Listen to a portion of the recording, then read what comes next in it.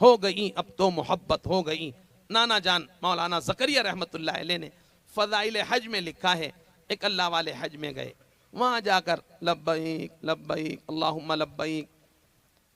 ایک جوان کہنے لگا بابا آپ ادھر سے کہتے ہیں لبیک لبیک، ادھر سے جواب آتا ہے لا لبیک لا لبیک. بابا آپ کہہ رہے ہیں لبیک، ادھر سے صدا آ رہی ہے لا لبیک، کیا آپ نے سنا نہیں؟ اللہ والے فرمانے لگے بیٹا تو نے تو آج سنا ہے، میں تو 40 سال سے سن رہا ہوں، ادھر سے یہی صدا آتی ہے لا لبیک لا لبیک لا لبیک. نانا جان نے فضائل حج میں لکھا ہے یہ جوان کہنے لگا تو پھر آپ کیوں پکار رہے ہیں بار بار جب ادھر سے ایک ہی صدا آتی ہے؟ لگے بیٹا میرے پہ ایک ہی در ہے، میرے پہ ایک ہی در ہے، اس کے سوا کوئی در نہیں، اس کے سوا کوئی در نہیں جس کو کھٹ کھٹایا جا سکے، اس کے سوا کوئی در نہیں جس پہ جا کر دکھڑے سنائے جا سکیں. میرے پاس ایک ہی در ہے. اور وہ کہنے لگے میرے پاس بس ایک ہی در ہے. پھر کہا لبیک لبیک لبیک اللہم لبیک. ادھر سے آواز آتی ہے لبیک عبدی لبیک عبدی. سبحان اللہ. اللہ سے کبھی کبھی کہہ دیا کرے اے اللہ میرے تیرے سوا، اے اللہ تیرے میرے سوا اور بھی بہت سے بندے ہیں پر میرا تیرے سوا کوئی پروردگار نہیں. اللہ میری کشتی بھور میں آ گئی نکال دے، اللہ میری کشتی بھور میں آ گئی نکال دے، اللہ میری کشتی بھور میں آ گئی نکال دے. اللہ میرے تیرے میرے سوا اور بھی بہت سے بندے ہیں پر میرا تیرے سوا کوئی پروردگار نہیں، کوئی خالق مالک نہیں. اے اللہ میری کشتی بھور میں آ گئی نکال دے. کبھی اللہ سے یہ بھی کہہ دیا کرے اے اللہ میری قبر کو میرے بستر سے زیادہ آرام دہ بنا دینا. کبھی اللہ سے یہ بھی کہہ دیا کریں اے اللہ اپنا لاڈلا بنا لے، اللہ اپنا لاڈلا بنا لے. ایک زمانہ ہو گیا دھکے کھاتے ہوئے، نہ تیری محبت مل سکی، نہ تیری محبت مل سکی، نہ تیرا تعلق مل سکا، نہ تیری زیارت کا شوق میسر ہو سکا. اے اللہ ایک زمانہ گزر گیا، اب تو اپنا لاڈلا بنا لے. اے اللہ اپنی محبت معرفت عطا فرما دے. ماہ رمضان آ رہا ہے، اس میں دکھڑے اللہ کو خوب سنانے کی کوشش کریں گے، بہتر سے بہتر قرآن پاک سننے کی کوشش کریں گے. رمضان میں تراویح، جیسے رمضان میں روزوں کا اہتمام کرتے ہیں اتنا ہی اہتمام ہمیں تراویح کا بھی کرنا ہے. کسی وجہ سے روزہ چھٹ جائے تو غیر رمضان میں رکھ لیں گے، کسی وجہ سے تراویح چھٹ جائے غیر رمضان میں نہیں پڑھ سکتے. یہ صرف اس مہینے کی خاصیت ہے، اللہ کی طرف سے گاڈ گفٹ ہے. اللہ پاک ہمیں اس سے نفع اٹھانے کی توفیق عطا فرمائے. کہنے سننے میں جو بھول ہوئی اللہ اپنی دریائے رحمت سے اسے معاف فرمائے. جیتے جاگتے رہے انشاءاللہ پھر بھی آئیں گے. ہمارے وہ نوجوان جنہیں ایک زمانہ ہو گیا ماں باپ کے ساتھ بدسلوکی کرتے ہوئے، آج ماں باپ کے قدم چومیں گے، ان سے جا کر معافی مانگیں گے. ماں سے بڑا کوئی محسن نہیں. شیخ کا درجہ بعد میں، استاد کا درجہ بعد میں، ماں کا درجہ پہلے. ماؤں کی بڑی درگتی ویران کی جا رہی ہے. اللہ کی قسم ماؤں کے ساتھ بڑی ناانصافی ہو رہی ہے.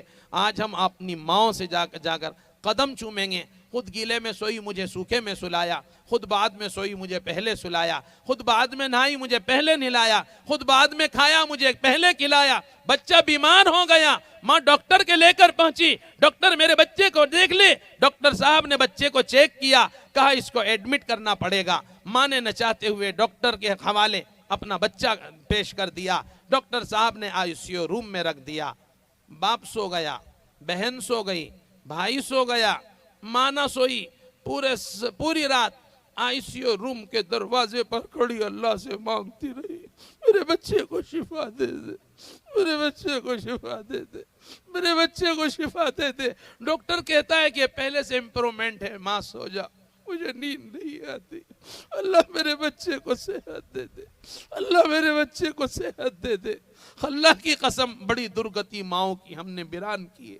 ہم پر جو آفتیں آ رہی ہیں اس میں ایک بڑی وجہ ماں کے آنسوؤں کی بھی ہے. روتے ہوئے ماں نے آٹا گوندا، آٹے میں آنسو گرے. جوان آیا انہی روٹیوں کو ٹھکرا کے چلا گیا.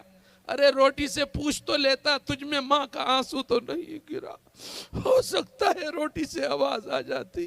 کبھی روٹی سے پوچھ بھی لیا کرو کہ تم میں ماں کے آنسو تو نہیں گرے.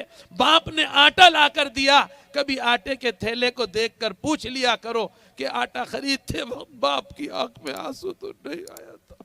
اللہ امت کے نوجوانوں کو ماں کے قدم چوم کر، ماں کے قدم دھو کر پانی پینے کی توفیق عطا فرما دے. ماں کے قدموں کا دھون پی لو، اللہ معاف کر دے گا۔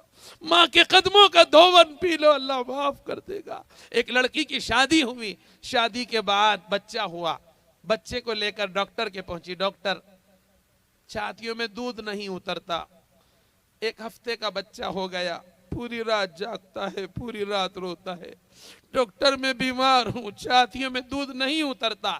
ڈاکٹر صاحب نے کیپسول لکھ کر دے دیا، بہن یہ رات کو سونے سے 1 گھنٹہ پہلے کیپسول لے لیا کر۔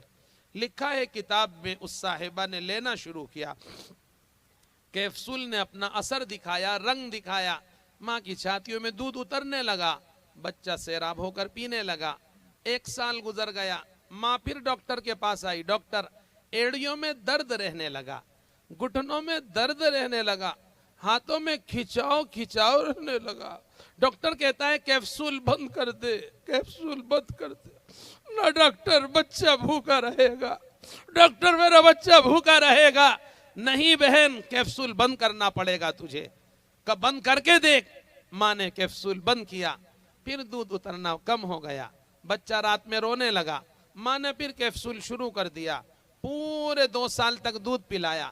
بچے کا دودھ کا زمانہ چھوٹا، بچہ بڑا ہوا، بچہ جوان ہوا، بچہ جوان ہو گیا، بچہ جوان شادی ہو گئی، بچہ بھی صاحب اولاد ہو گیا۔ رات میں ایک مرتبہ بیٹے کی آنکھ کھلی تو ماں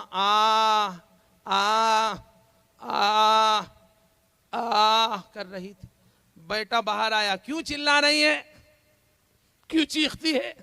بیٹے پیروں میں درد ہے، ایڑیوں میں درد ہے۔ کہتا ہے نہ سوتی ہے نہ سونے دیتی ہے، نہ سوتی ہے نہ سونے دیتی ہے۔ یہ کہہ کر 2 سخت جملے بیٹا چلا گیا، بیڈ روم میں پہنچا، زور سے کیواڑ بند کیا۔ اس کیواڑ کی آواز پر ماں کے دل ٹکڑے ہوئے کہ نہیں ہوئے؟ اللہ سے معافی مانگ لینا۔ ماں اگر زندہ ہے تو قدموں کا دھون پی لینا، ماں اگر دنیا سے چلی گئی تو قبر پر جا کر آنسو بہا لینا، یاسین شریف پڑھ لینا۔ آج اس مجلس میں کچھ نیت لے کے جانا۔